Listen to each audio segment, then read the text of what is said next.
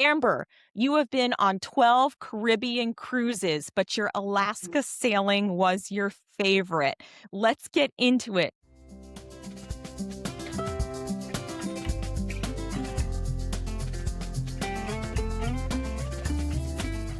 Owen and Finnegan, thank you so much for joining us today. What was your favorite part of your Alaska cruise? Bumper cars.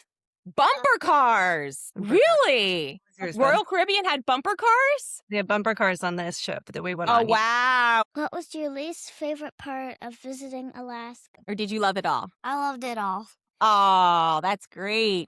Was there one day that you didn't like, though? I did. What was yours, Owen? Kids club. You didn't like the kids club? It's just like you're always doing something, and sometimes it's just really just not fun. Was it because it was really low tech compared to what you're used to? I like the kids. Like a small room. I like the kids club because you have games. So he got to go up a level on this cruise. So he got to move out of the 3 to 5 year old room, into the bigger kid room because he's like more. He's just tall and big. Interesting. So anyways, it split. Like she didn't like it, he liked it, but Interesting. Would you rather go back to Alaska or on the Caribbean cruise? Caribbean cruise. How come you like the Caribbean cruise more? Because it's nice and we get to go to Coco Cay. Yeah. Oh, that's interesting. So Mom has done 12 cruises and Alaska is her favorite, but the kids love Coco Cay. That's very interesting to get that feedback. Thank you guys so much. I love hearing from cruise and Disney fans. Oh, yeah, we are both. Finnegan and Owen are adorable. How did cruising become such a big part of your family vacations? That's actually one of my favorite questions because people are so afraid to cruise. A lot of them, they're like, I've seen Titanic. I was like, I have too. It's not that way at all. So when my son was 1 year old and my husband and I were like, we just need a vacation. I started researching, and I wasn't a travel agent then. This was very much the gateway into being a full-time travel agent for me. I started researching what kind of vacations you can bring a baby on where they have childcare. And that was a really big deal for us. We wanted something where we could drop the kids off into a childcare setting that we knew that they were safe and that they would have a great time. So that way he and I could also have time together to go get dinner or lay out by the pool or just do something that, we aren't attached to our kids 24/7. And when you have little kids, your sanity is just, it hinges on that, right? 100. Yeah. And I wish more parents would take advantage of those opportunities. So that's how we started cruising. Was we picked a short 4-night cruise on the Liberty of the Seas was our first cruise just to try it out for all of us. Do we get seasick? Yes. How do the kids, how do they do in the childcare kind of thing? And it became borderline obsessive at that point because we were like, this was just exactly what we all needed. Absolutely. I mean, 12 Caribbean cruises, that's a milestone, although we're here to talk about the Alaska one today. So you are the second Travelmation planner we've had on the podcast. Shout out to Jamie from Travelmation and the infamous Disney VIP tour episode from the podcast. But tell us a little bit about where listeners can find you and connect with you. Yeah. I have a Facebook page. You can find a lot of my content, and I have Instagram as well. I'm not like a lot of travel advisors. I don't post a lot of deals or a lot of things. Mine is just very much content forward of like, if you're curious about trips, Disney cruises, the things that we do as a family, I like to give the honest opinions of like what our experience was. And yes, I am a full-time travel advisor. I specialize in a lot of different things, but mainly cruising and Disney, Universal, things like that. But I really want the people that are on my pages to feel like they are getting information to book their own cruises rather than just being sold a product. Absolutely. And you and I first connected over your post. Let's talk about the negatives of your Alaska cruise. And I love that you posted this because travel information on social media has become so sugar-coated, and it's hard for parents to figure out what's really the best use for your money. And just to go into a tangent a little bit, as I know you understand, kids are expensive and parents only have so much money for that travel budget. That's why I started the Kids Travel Tales podcast, likely why you became a travel planner. I'm not sitting here trying to be an influencer. I want to have honest, unfiltered conversations with other Disney adults and other parents about what's really the best use of that money for the travel budget because 100%. yeah, Yes. because there's only so much money and there's also so many days off from school. But anyway, let's back up a second. What made you decide to try Alaska after 12 Caribbean Yeah. cruises? I've actually been to Alaska before I met my husband, Oh, before I okay. had kids. And when you have little kids, you're like, this isn't really feasible with little kids, like, right? And there was a ton of little kids on this cruise. So I think a lot of people are like, we're just going to do it. But I'm really glad we waited until our kids were old enough to kind of brave the elements, so to speak.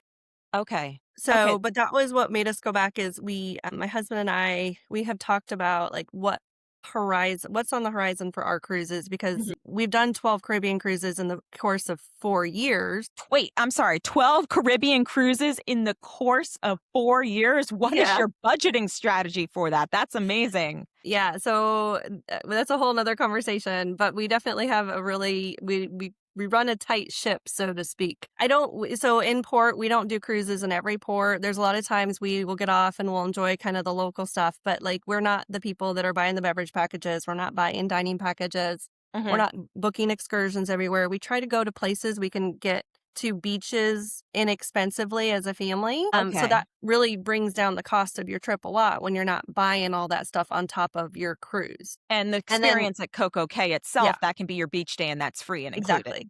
Okay. So, Interesting. Good for you guys. yeah, we also homeschool, so I can go on shoulder season. So we don't have to Yeah. just go when it's the most expensive times of the year. And we don't. No, but there's plenty of parents out there who homeschool, and that's a great tip because going during off season can bring that budget down Absolutely. extremely. That It's absolutely, it's absolutely. sometimes a quarter of the cost of what spring break is or fall break or, summertime cruising. It's absolutely crazy how different it is if you can cruise in off season. Yes, this shouldn't need to be said, but the three most expensive times to take a cruise are always going to be March, during spring Yep. break, during the holiday season, Yep. over Christmas, and in the middle of summer when everyone is on spring break. Basically, Yep. look at a calendar, look when school vacations are, and that's when the cruise fares are going to go up. 100%. The way I keep the budget down for my family vacations, I find the random days off we have on our calendars that I know Smart. no other school districts are going to have. And that's when I plan my Disney So smart. trips.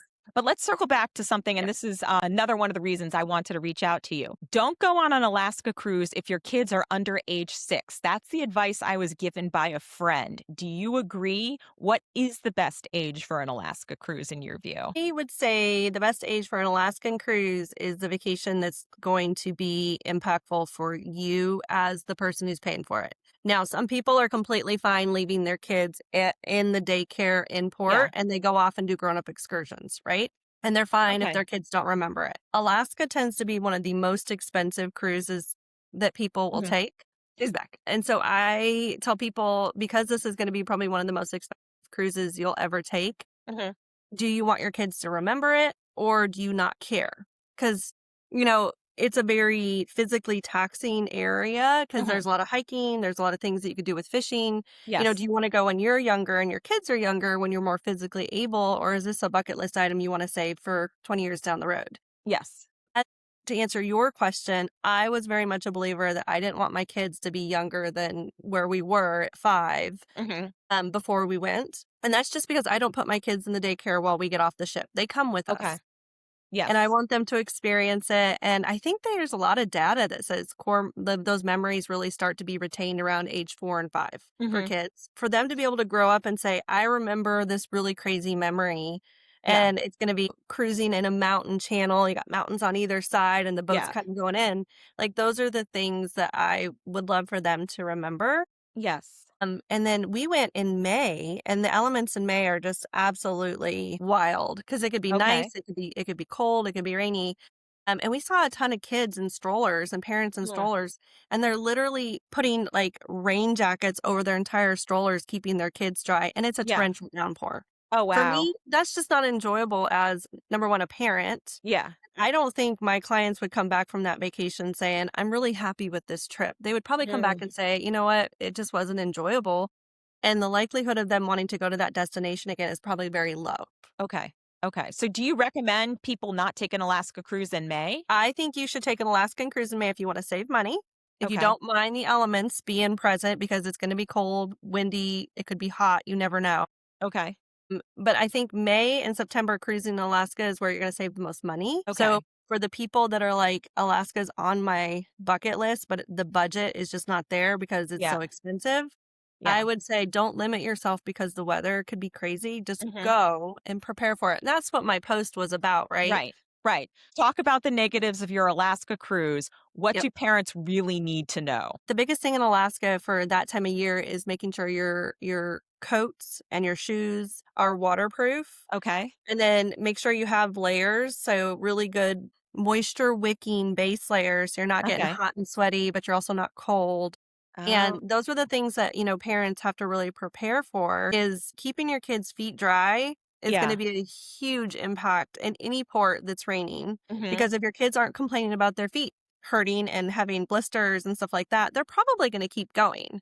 Again, it's a pretty physical type Mhm. cruise where you're gonna be outside a lot. Okay. And it's not the warm Caribbean beaches, it's not the warm weather, so there's just a lot more that goes into it. Most people have to carry at least 1 or 2 backpacks because if the sun comes out and it warms everything up, you're shedding layers, you know? Oh, yeah. And so you're shoving things in backpacks and stuff. One thing you packed for your Alaska cruise that saved your vacation? 100% was waterproofing our shoes before we Yes. left. I Okay. bought the spray waterproofer, which I bought shoes Ah. which were already waterproofed, but I didn't wanna invest in the ones that they're recommended. I think they're like $80 a Mhm. pair. But for us, there's a practicality that also goes into how much your Alaskan vacation costs. Like, how much Mhm. are you spending on the prep before you even get on the ship? And then how much, Wow. because if you live in a warm climate that doesn't have a lot of rain and it doesn't, you don't have underlayers, you're gonna have to buy all that stuff, and you might I not ever didn't use even it again. think of that. Right. And Yeah. so the prep that just goes into Alaska because the elements could be very variable. Now, I've Yes. had plenty of people comment on that same post even today, and Yeah. they're like, "We just got off a ship and it was beautiful weather. It was 80 degrees every day." And I'm like, "That's the beauty of Alaska is you don't know. You just have to prepare for literally every season Okay. and you're good to go. If you Yeah, don't absolutely. use it, you know?" Absolutely, because if you're living in other parts of the country, you might already have those supplies, but in Yep, coming from the South or other regions of the country, yeah, those are all 100%. things you need to invest in. Yep. Why did you pick Royal Caribbean for Alaska? What makes you loyal to Royal, so to speak? That's a really good question. When we were originally looking at cruise lines, if we're going to cruise a lot, it'd be nice to be able to build up points and get that status. So we compared all the cruise lines, and it really came down for us what was the best cruise line overall. It had the best budget Mhm. for frequent cruisers like us, Yes. and ones that had great kids programming from 6 months to, 17, Mhm. and which one had the greatest diversity of ships Mhm. that weren't all old ships. Okay. So Yes. Royal Caribbean does a really good job kind of keeping their fleet up and modernizing it as they do. Mhm. Not knocking on Norwegian or Carnival. They just haven't yet. I think they're starting to invest in their infrastructure of their aging fleet to Yes. keep those ships more modernized where people want to sail on them. Taking an Alaska cruise is obviously gonna be more expensive than a Caribbean sailing. Mhm. What are some port excursions people don't need to do? Juneau's a really good place you can cut the budget. Juneau's a spectacular city just to walk around. We booked a very inexpensive excursion in Juneau, Mhm. and where they took us to this salmon bake, and there was a Oh. river and waterfall, and there was gold panning. And so it was a very affordable Yeah. excursion, in my opinion. And then we actually didn't book any other excursions in Alaska other than that one. Oh, We just, wow. yeah, we got off the boat in Sitka and we got off the boat in Skagway, and we just Okay. walked around, kinda just, like, hung out in the towns, Okay. and so we just decided to enjoy Alaska for what it was, because this won't be our only Alaskan cruise. We will go Okay. back in probably about 3 years. As our Okay. as our thing when our kids are a little bit older, we can do more intense, excursions or whatever. Yeah. But for the most part, Alaska, a lot of people think the big things like whale watching or fishing, Mhm. or a lot of people were doing the helicopter excursions where you get Yes. into a helicopter and you fly up on a glacier, and it could be upwards of $1,000 a person to do that. Yes. Yes. It's absolutely insane money Mhm. for the excursion part of it. But I think the ones you can't skip, and we did skip this one and we had regrets, was the train where you go on the train and you Mhm. actually go into Canada. Pretty much it's only been like 6 weeks, and I'm like, I think Yes. that's been so many other trips, but we didn't do that one. And I think the train is a non-negotiable. Your kids mentioned the Royal Caribbean Kids Club. Why Yes. didn't they like it this much the last time around? Okay. I love my kids because they're super opinionated. They probably get it from me. Yes. And so we have been on every Mhm. class of ship for Royal Caribbean. We've been on their Okay. smallest class and we've been on their biggest class. Okay. And every class of ship is going to have a vastly different kids club based on the age of the ship. Yeah. This specific ship, Quantum class, isn't an old ship. It's kind of in the middle of the road for Royal Caribbean, but the ship itself hasn't ever really gotten a big refresh since it came out. It's just Interesting. yeah. So the kids club is very low tech, and Mhm. there's gonna be parents out there that are screaming, "Yes, I need that. I want that. I want no Yes. screens for my kids," right? They had video games where you could play on video games, but they limited the time. Interesting. So it was kinda just a big room where they did a lot of activities like Yeah. Gaga ball, and they called it dodgeball, but it wasn't really dodgeball because it's too small of a room. Yeah. And so there's a lot of art and there's a lot of just different activities that are low tech. And Okay. we have sailed on the Star of the Seas as well, which is a Yeah. very high tech ship. Huh. And they have the games that you can play. It's like that table and they have a bunch Mhm. of games on it. Yeah. And they have multiple rooms for the kids to go into and lots of screens, lots of video games. Right. And so and that was our last cruise actually was the Star. So we went from the Star to the Anthem and Yeah. my son loved it, like I said, because we got to Yeah. bump him up. But Uh, my daughter was like, this is kind of boring. gotcha. And so Yeah, especially after Star. No, we had a similar experience. My daughter went on the Disney Magic, and that yeah. was her least favorite cruise because the kids club was more dated and didn't have that newer technology. One more question before we get to final boarding call. Royal Caribbean, we were bored and we were starving. That is a quote I from saw one of that our video. podcast I guests. saw that. I cracked up. It was on the Symphony of the Seas, right? It was on Symphony of the Seas. What are your thoughts? I loved that episode. I loved it. Because one thing that I hear a lot from people is how is the quality of the food? Mhm. I get that question so much. They're like, I'm a foodie or I'm really picky. And I can tell people with certainty that you will not know the quality of the food until you get on board. And here is why. Okay. You don't know when Royal Caribbean has onboarded new contracts of people in those positions and they are Mm, training still. okay. Royal Caribbean, like any other cruise line, is going to put their best of the best on their newest, most expensive ships. They Yes. want the people to they're paying a lot of money for a vacation. They want to feel like they're getting a level of service. So what Royal Caribbean does specifically is when they roll out a new ship, so they just Mhm. rolled out the Legend, they go to all their other ships and Yes. they pull the best of the best off the other ships to go open the new ship, Well, I right? mean, Disney does the same thing too. Right. Yeah. Yes. So the Symphony of the Seas, beautiful Oasis class ship. It's going out of Galveston. I think Galveston ruins cruise ships. They all have to go to dry dock out of Galveston, but that could be a whole nother episode. What? Wait, why? The brackish water just eats at the ships. So, Wow. so you'll see a lot more wear and tear, and that's actually why you'll see a lot of ships go into dry dock after a season in Galveston. Well, that's interesting because there's a lot of speculation about what Disney cruise ship is going to be put in Galveston when the It's port opens in the next couple years. I would bet money it's going to be one of their older ships that hasn't been dry docked in a while, and they're Mhm. going to let it go a season there, and then they're going to send it to dry dock. Before we let you go, we like to play a little game called Final Boarding Call, some quick hit questions to wrap up the episode. Yeah. Let's start with for a cruise vacation in general, what's your must pack travel essential? It's like a little foldable cord organizer that keeps all of our charging cables organized. Favorite Royal Caribbean ship? Star of the Seas. Least favorite Royal Caribbean ship? Mariner of the Seas, probably, because Okay. it desperately needs a big dry dock. And I would just had one a couple years ago, but it needs another one. Absolutely. No, that makes sense. And what is your bucket list family vacation? Riding around in Europe on trains, visiting everything that we can see. Yes, and trains are the best way to get around Europe. 100%. Manifesting that for you. Love and safe travels. Amber, thank you for joining us. Again, I'm going to go out and look for waterproof boots now. Okay, yep, absolutely. Produced by Kids Travel Tales. Kids Travel Tales podcast is independently produced and not affiliated with any company, organization, or product mentioned in this episode.